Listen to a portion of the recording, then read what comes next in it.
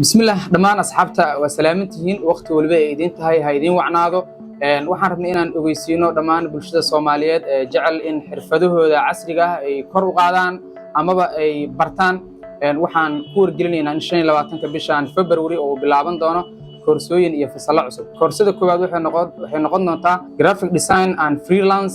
Koorsada labaad waxay noqon doontaa digital marketing and e-commerce. Koorsada saddexaadna waxay noqon doontaa WordPress web development. Dhamaan xirfadahaasi oo ah qarnigan 21aad runtii dhalinta iyo dadka noolba ku soo kordhinayo wax weyn oo noloshooda ka anfacayo adigoo gurigaada joogo xirfado kala duwan ku shaqeyso si dhib yari ah fiiro gaar ah maadaama maamul cusub oo yeeshay skill hub waxa uu ugu bishaareynayaa dhammaan bulshada Soomaaliyeed in ay qiimo dhimis balaaran ay heli doonaan insha Allah taala qof waliba oo iska qoro bishan February ku soo dhawaada hoyga xirfadaha casriga ah skill hub mahadsanidin.